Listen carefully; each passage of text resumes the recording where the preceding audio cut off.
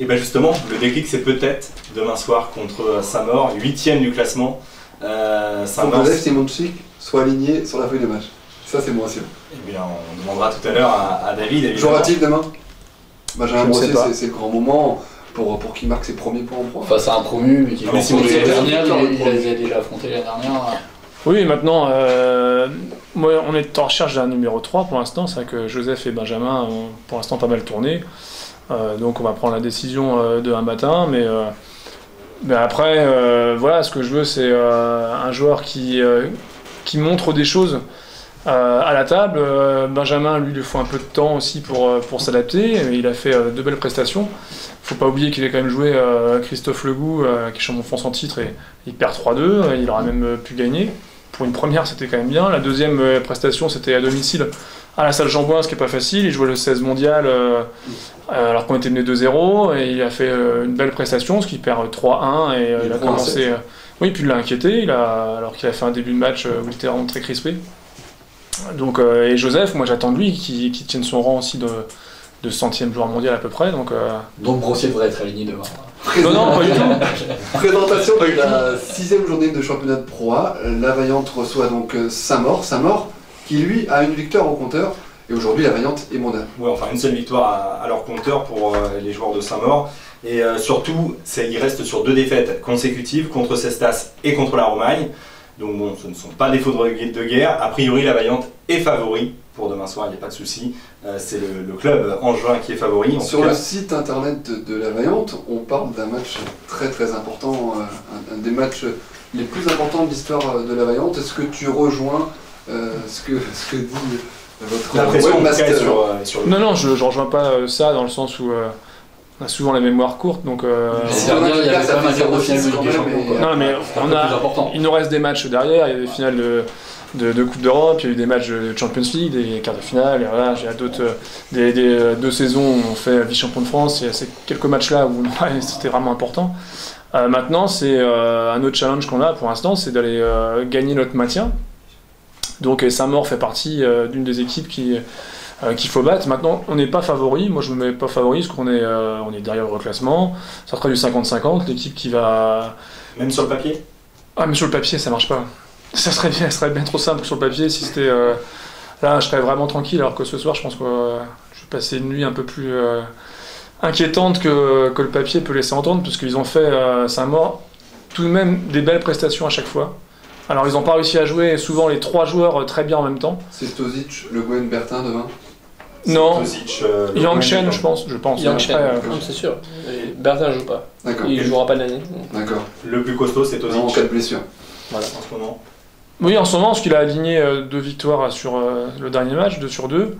Maintenant, on sait aussi qu'il y a des systèmes de jeu intéressants de leur côté. Le Gouen aime bien jouer contre défenseurs, Tozic aussi. La feuille de match aura son importance. Et voilà, ils ont été mis tout de suite promus en Pro A, ils vont faire l'ascenseur. Donc ils jouent à peu près sans pression depuis le début de saison.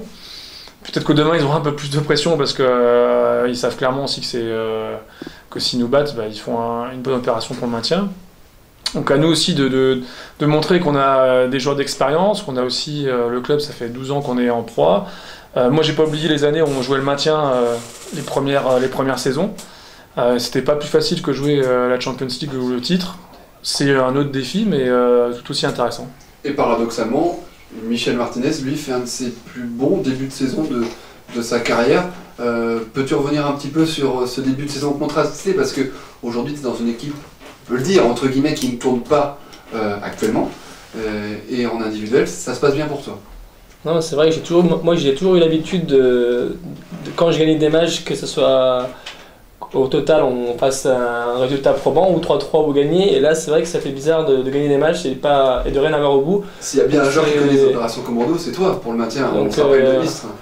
Non mais c'est vrai que moi j'ai eu l'habitude de jouer toutes les conditions, donc mais bon, comme David le dit, on arrivera à s'en sortir que à 3 joueurs, pas à 2 ni à 1, il faut qu'on soit à 3, une équipe, qu'on tourne ensemble et qu'on s'arrache ensemble pour tout le monde, quoi, pour le club, pour nous.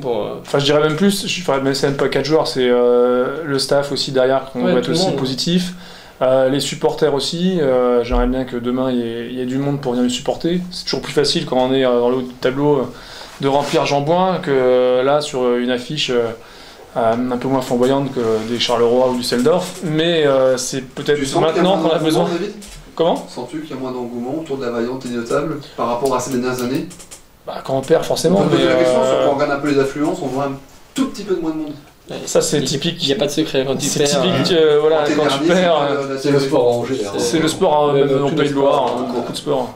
Nico, On parle tout le temps, enfin vous parlez depuis le début de l'émission du déclic, on vous présente comme une équipe qui n'a pas gagné depuis le début de la saison, mais c'est pas vrai, puisque cette victoire en ETTU Cup, est-ce que justement cette victoire vous vous attendiez derrière à rebondir, parce que vous gagnez en ETTU Cup assez facilement d'ailleurs, et derrière c'est vrai que le calendrier n'était pas favorable, mais il y a les matchs, les 2 défaites contre Chartres et le Valois, est-ce que ça vous sert quand même, ou non, vous êtes déjà passé à autre chose, et la Coupe d'Europe que vous allez jouer plus tard, priorité au championnat? Priorité au championnat, oui, ça c'est clair, dans la situation actuelle. Mais cette victoire en Coupe d'Europe nous a fait du bien, déjà, parce que on voulait passer ce tour-là, et elle nous a fait du bien, mais pas trop non plus, parce que Joseph a pas eu son match, donc on avait encore quelques doutes par rapport à lui, mais c'est toujours bien de gagner. Du côté des joueurs, ça a remis du baume au cœur peut-être? Oui, ça remet du baume au cœur, bien sûr. Il n'y a pas de soucis, mais faut enchaîner, faut enchaîner les victoires. Et là, c'est vraiment dans l'attitude où on a pêché dans les 2 derniers matchs. Surtout sur le Valois, où on est vraiment passé à côté au niveau de l'attitude, où ce qui était vraiment plutôt négative. Donc ça arrive à tout sportif, mais il ne faut pas que ça se reproduise. Michel, même si la saison est morose pour l'équipe première de la variante idiotable, comment ça se passe toi en compétition individuelle? On sait que tu étais en Suisse ce week-end en compétition individuelle Pro Tour. Oui. Quelles sont tes performances? Parce que c'est vrai qu'aujourd'hui on a un regard sur la Pro A, mais comment ça se passe en championnat? On sait que tu voyages beaucoup ces dernières semaines, ces derniers mois. Oui, là j'ai pas mal voyagé, donc j'ai atteint les quarts de finale d'une compétition nationale, mais avec des perfs à la clé? Pas de perf, pas de contre. Bon, j'ai perdu le 13e mondial, donc c'est pas une grosse contre-performance. Mais pour l'instant, j'ai plutôt mieux évolué par équipe. Maintenant, je suis vraiment plus centré sur mon club et mon équipe. C'est ça qui me transcende en fait. J'ai vraiment du mal dans les autres compétitions maintenant, à part les championnats de France. C'est vrai que c'est vraiment le club pour moi la priorité. Et c'est ce qui me donne vraiment le peps, ce qui me donne envie de m'entraîner, c'est ce qui me fait vibrer. Donc, Et dans 6 mois, il se passe quelque chose de très important dans le monde. À Londres, les JO 2012, comment tu abordes ça un petit peu aujourd'hui? Où tu en es? Tu as toutes tes chances pour apparaître? Non, les sélections, en fait, il y a déjà un joueur qui est déjà sélectionné. Et comment ça se passe là au niveau de... C'est assez compliqué, il y aura 2 joueurs, il y aura Matenet qui sera le numéro 1, il y sera, et après il y a le numéro 2 et 3 vont être choisis, un par la fédération et un par un système de points où il faut jouer beaucoup au niveau international. C'est pas mon cas, donc c'est moi qui ai fait une croix là-dessus. C'est question aussi d'envie, de moyens, parce que si je veux jouer au niveau international, c'est moi qui dois financer. Donc là, c'est aujourd'hui, il y a souvent un débat, c'est les compétitions Pro Tour ou plus les JO. Aujourd'hui, tu es plus dans les compétitions Pro Tour à travers le monde que... Même pas les Pro Tours, j'ai quasiment pas fait là. Ouais. Depuis 2 ans, j'ai quasiment pas fait, j'en ai fait 1 ou 2. C'est pas assez, il faut que j'en fasse au moins 8 ou 10. Donc ça veut dire m'absenter 8 ou 10 semaines de plus. Ce qui fait que j'aurai moins d'énergie pour le club. Donc maintenant, je me centre sur le club. De temps en temps, je m'amuse en Pro Tour, mais maintenant c'est difficile au niveau international. Ton objectif, pour finir, avant de passer la parole à Nico, ton objectif de classement dans les prochains mois, les prochaines séances, tu t'es mis un classement en tête vraiment? Classement français en français et en... Classement français, j'étais numéro 2 encore il y a 1 an. Là, je suis descendu numéro 4 ou 5 parce qu'il y en a qui ont vraiment très bien joué. Donc si je peux me maintenir dans les 5 premiers, c'est très bien, parce que vu la concurrence qu'il y a, c'est très compliqué. Au niveau international, le problème c'est qu'il faut jouer, encore une fois, il faut beaucoup jouer pour évoluer. Je pense que tout le monde connaît mon niveau, que tout le monde connaît à peu près voilà, tout le monde sait combien je joue à peu près. Donc pour moi, ça ne m'apporterait pas énormément de jouer énormément au niveau mondial. J'aurais pas les retours bénéfiques pour moi. C'est très compliqué, très complexe. C'est stratégique. Ouais, Nico, Romain, pour conclure l'interview ce soir, nous rappelons que nous recevons David Pilar, le coach de la variante idiotable, et Michel Martinez, le joueur de la variante. Nico, donc demain c'est le déclic contre évidemment Saint-Maur. ça sera forcément On espère. une victoire de la Veille Angevin, en tout cas on espère. C'est un match important, capital pour la saison des Angevins. Alors, au point de vue de la composition, ça sera sans doute Dionis, Martinez, et le troisième. Le troisième, je sais pas encore. Je crois qu'il a 17 ans qu'il est. Non, parce qu'il y a aussi, faut aussi Franchement, penser. entre nous, tu peux pas mettre demain Simon Sik Bah, avec si, une je obligation peux. de gagner. Si, je peux le mettre. Non, mais tu peux Parce le mettre. qu'il a plus d'expérience que Benjamin, c'est un match aussi qui est. Juste qui aujourd'hui, va- entre qui nous, va être David, rempli est-ce de que ta passion. décision est prise. Moi, oui. Ta décision est prise. Mais il y a que moi qui le sais, donc je Des vais fois, pas. tu pourrais décider. L'émission n'est pas diffusée, de toute manière, c'est pas filmé à l'air du Non. temps, donc. Non, mais en plus, j'ai pas envie de le dire pour l'instant Mais t'as par décidé, respect, hein. ouais, par respect aux joueurs, mais Joseph, lui, de son côté, il a le fait qu'il a de l'expérience, que c'est un match qui est important, qui a beaucoup d'enjeux, que Benjamin a pas d'expérience. Ce qu'il a pour lui, c'est qu'il a plus d'insouciance. Il est capable de progresser à chaque sortie, donc voilà, c'est pas simple de choisir le numéro 3, encore plus quand on voit qu'il y a 0 victoire d'un côté et 0 victoire de l'autre, donc après c'est pas le même cas de figure pour Joseph ou Benjamin. Mais sur un plan comptable, Maintenant, l'essentiel, c'est que Panos retrouve son niveau de jeu, et normalement, si Panos réussit à enchaîner les victoires avec Michel, déjà eux deux, ils pourraient normalement amener la victoire. non mais ça peut permettre justement, si Panos se retrouve, et comme disait Michel, moi je suis pas vraiment inquiet non plus, qu'il a le niveau de jeu, il l'a.